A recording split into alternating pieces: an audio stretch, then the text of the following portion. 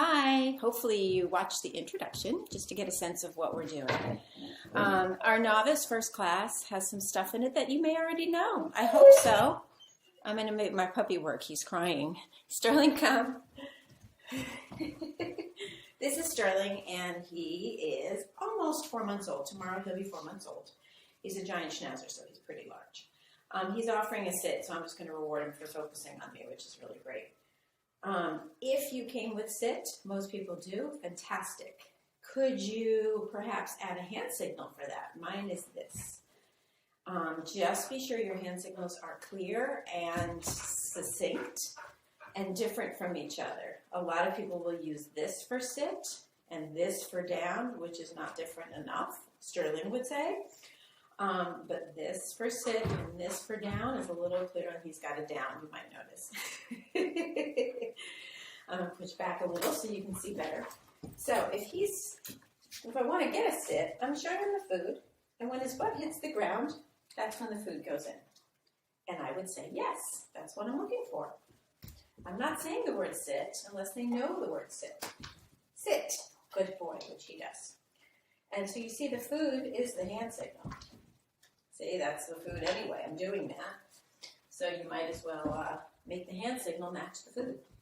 It's hard to make him sit because he's always in sit. So the food is right next to his nose. If he didn't have a sit, I would be pushing it up this way till he sat. I could even use this wall to go against to make him sit or stand. I could push him all the way back until he has to sit because he's up against the wall. And the hand signal becomes this. Dogs tend to see before they hear, so it's a really good idea to have a hand signal.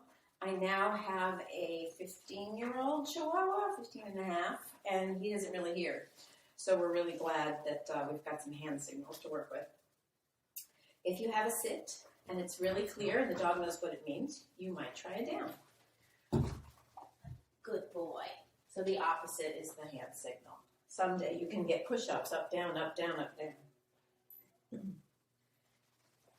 So the food is from his nose to the ground, and then I go out, and they will go into a down. Some dogs, it's the last thing they learn for some reason. It takes a while sometimes to get down out of them. So the food is here. He's licking it, licking it. He doesn't get the food down until he's in the position, and then I give him the food. Good job, baby. We've been working on push-ups, so he gets back to a sit. So food is here. I'm pushing it in a little bit. Sometimes you have to push the dog back a little bit, and then they'll end up in a down.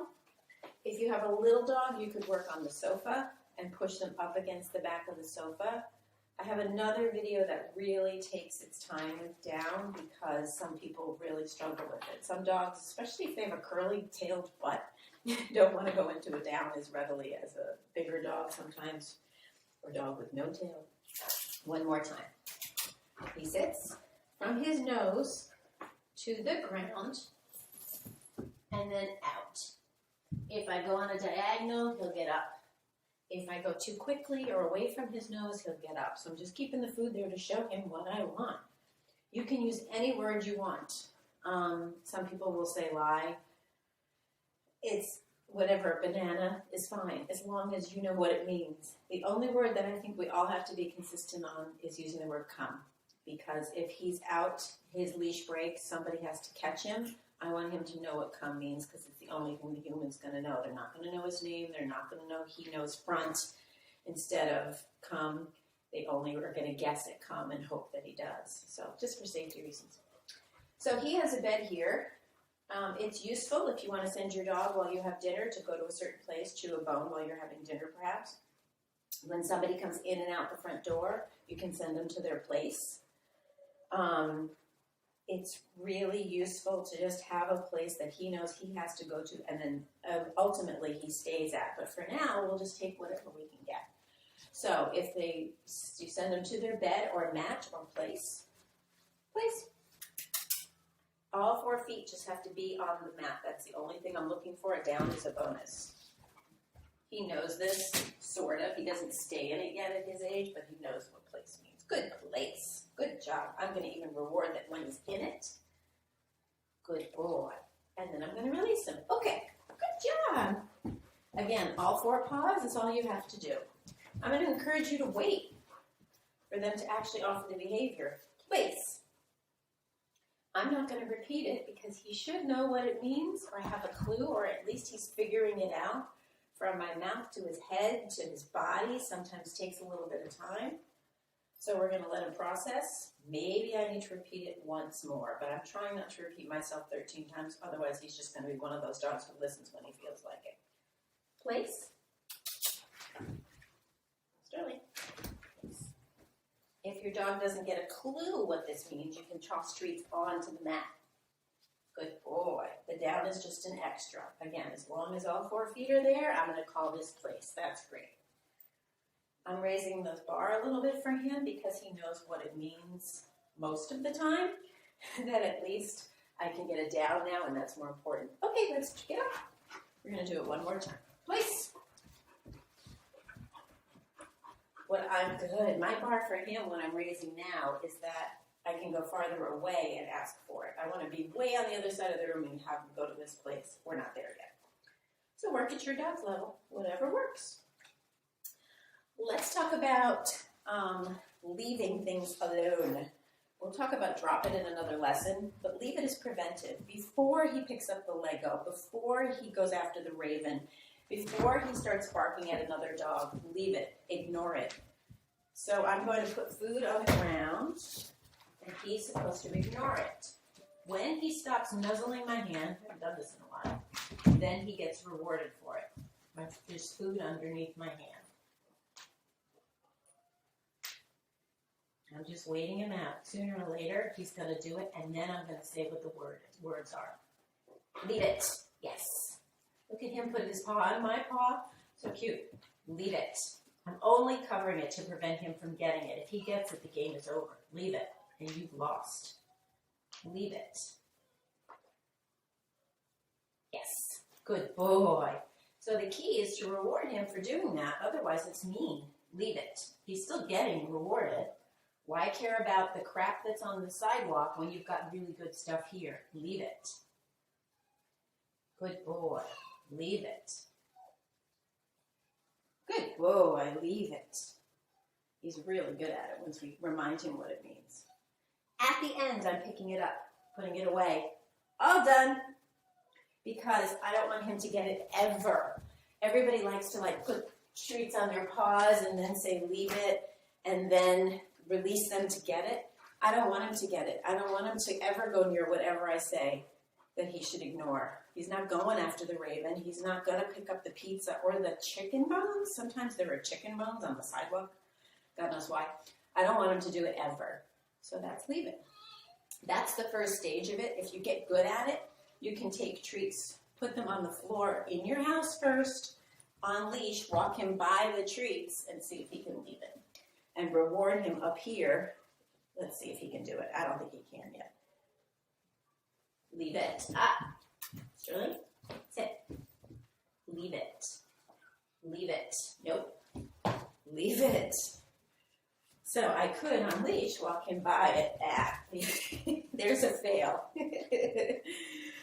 I walk him by on leash and then have him lead it. But still, you've got to reward him up here when you're doing it. Not just have him ignore it and get no paycheck. You get a paycheck, he gets a paycheck.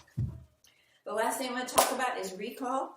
Your dog should come when they're called. It's the most important thing, so we start with it in our first lesson.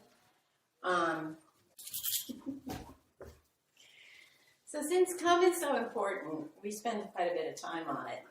Work at your dog's pace and don't rush it. Everybody wants their dog to come from 30 yards away off leash. If they're not coming in your kitchen or in your own home or your hallway of your apartment building, they're not going to come when there's a squirrel outside.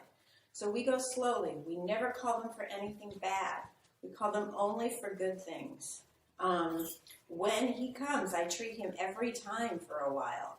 There was a trainer recently who said, why not treat them every time they come? It's so important that maybe it's okay if we treat them every time they come.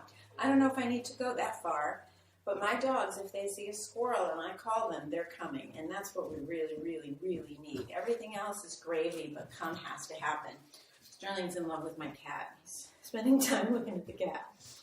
So I'm going to treat him nice and close. If you have a little dog, you've got to treat him way down here.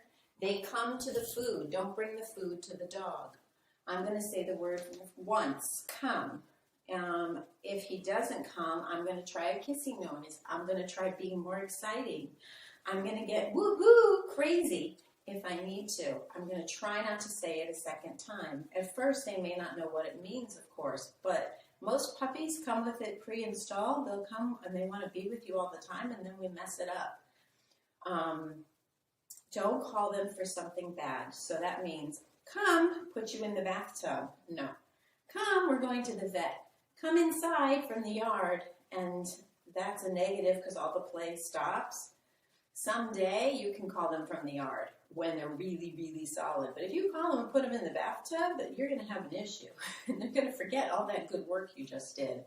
And you can't blame them at all for doing that. So he's going to come. If you live by yourself, we've got a min-pin Tanner who's going to come too.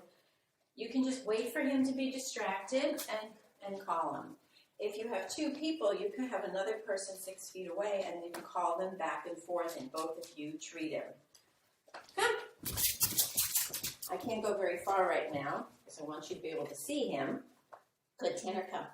Tanner's got to come closer, but he's a little worried still about this new big puppy.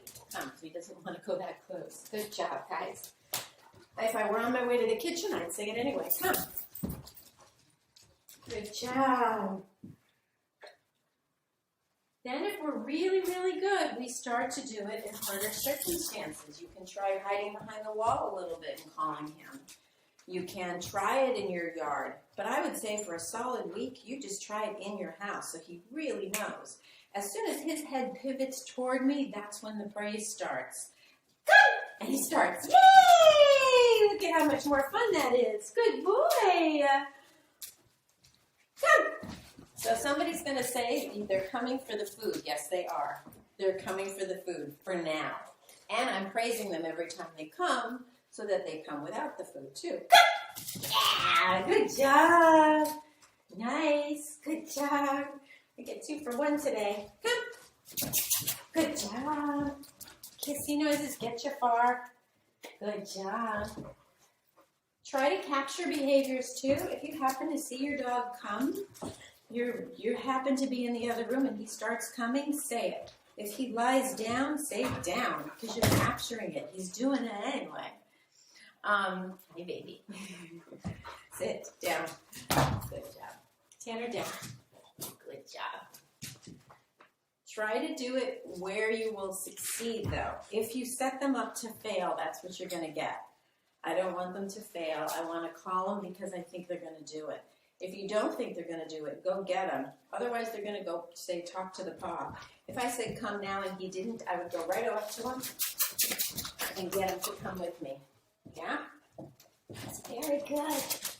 Don't overwhelm them. This is a lot for a 14-week, what are we at, 16-week-old puppy.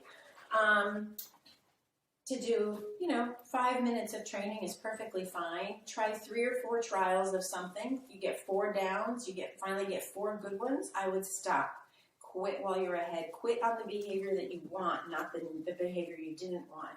Because they remember, we do too, the last thing that they did is the thing that sticks with us. Good boy. Good place. He's offering it. We'll take it. Good job. If you have questions on things or need problem solved, you can email me, robin@robinroy.com, ROBINROY, and we can discuss things by email. If we need more sessions privately, we can also work that out as well. But sometimes problem solving is the thing that everyone really needs, and it's hard to address specifically in one class. I hope we'll see you in the next class. Bye.